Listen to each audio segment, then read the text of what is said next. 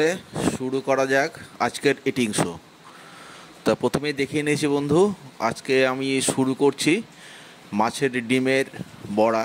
সেটা দিয়ে একটু তেল, তার সাথে বড়া ভাজার যে তেল, সেটা দিয়ে ভাতটা মেখে সেই বড়া দিয়ে খাওয়া শুরু করব। ও শুরু করে দিয়েছি।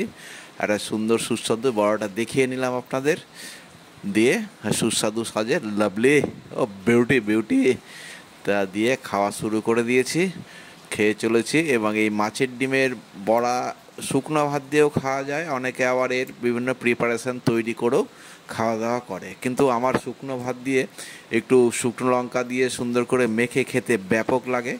আপনাদের কার কার এই মাছের ডিমের বড়া দিয়ে ভাত খেতে ভালো লাগে আমাকে একটু কমেন্টস করে জানাবেন। তা আমার তো বন্ধু দারুণ ভালো লাগে, এবং এই ভালো লাগার খাওয়ার অ্যাটিটিউড, ও লাভলি, দিয়ে আপনি দেখতে পাচ্ছেন যে অ্যাটিটিউডই বলে দিচ্ছে কত সুন্দর লাগে। আমি খেয়ে চলেছি মাছের ডিমের বড়া, তার সাথে তার যে ভাজা তেল, সেটা দিয়ে একটু শুকনো ভাত দিয়ে শুকনো লঙ্কা দিয়ে সুন্দর করে মেখে লাভলি দিয়ে খাওয়া শুরু করেছি। এবং এই মাছের ডিমের বড়া এই বর্ষাকালে একটু বেশি পাওয়া যায়, সেজন্য মাঝে মাঝেই এখন আনি, বেশ সুন্দর খেতে লাগে। তা বন্ধু, মাছের ডিমের বড়া দিয়ে খাওয়া শুরু করেছিলাম। এবার আস্তে আস্তে আমি পরের পদে চলে যাব। পরের রেসিপিতে যাওয়ার আগে মাছের ডিমের একটু আইসে করে কামড় দিয়ে নিলাম, দিয়ে সুন্দর করে চলছি পরের মেনুতে। পরের মেনু হচ্ছে রাজমার কারি, এবং এই রাজমা কারির সাথে ভাত বলে এই প্রিপারেশনটা রাজমা চাউল হিসেবেই মানে বিখ্যাত অল ইন্ডিয়াতে। আপনি যেখানেই যাবেন সেখানেই রাজমা চাউল কিন্তু নন বেঙ্গলদের একটা খুব ভালো খাবার। এই রাজমা কিন্তু আগে এক সময় রুটি দিয়ে খেতাম, কিন্তু আমি বিভিন্ন জায়গায় ঘুরে ঘুরে দেখেছি, যখন হরিয়ানা গেছিলাম কিংবা পাঞ্জাবের বিভিন্ন জায়গায় গেছিলাম, দিল্লিতে গেছিলাম, সেখানে কিন্তু রাজমা চাউল একটা বিখ্যাত খাবার। এই রাজমা চাউল পরে ভাত দিয়ে খাওয়া শিখেছি এবং সুন্দর লাগে।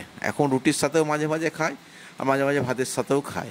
তো আজকে সেই প্রিপারেশনটা আপনাদের সামনে নিয়ে চলে এসেছি। রাজমা চাউল আপনাদের কাছে একটু নতুনত্ব লাগলেও এইটা কিন্তু আমাদের বাড়িতে খুব পরিচিত একটি রেসিপি, মাঝে মাঝেই আমাদের বাড়িতে হয় এবং খুব উপাদেয়, খুব সুন্দর লাগে খেতে।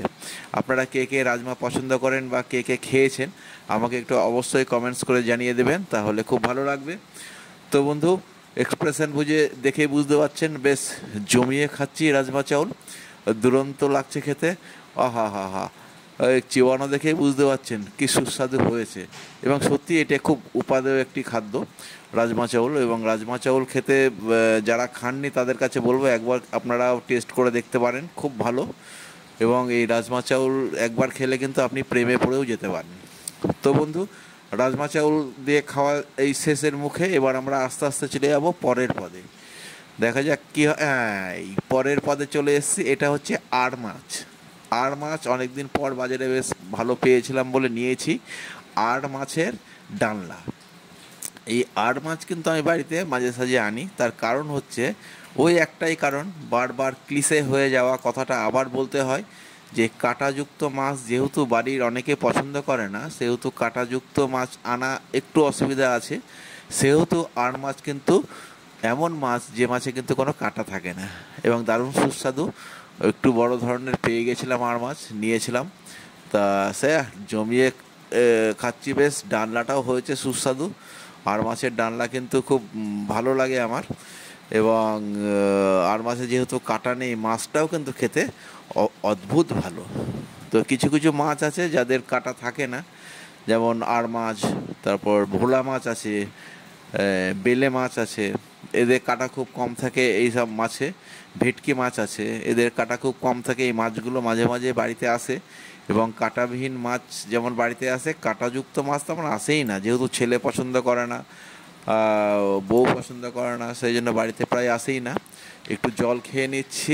তার কারণ হচ্ছে এক নাগারে রেখে থেকে আমি সাধারণত জল খাই না খাওয়ার সময়, তো মাঝে সাঝে খেতে হয়।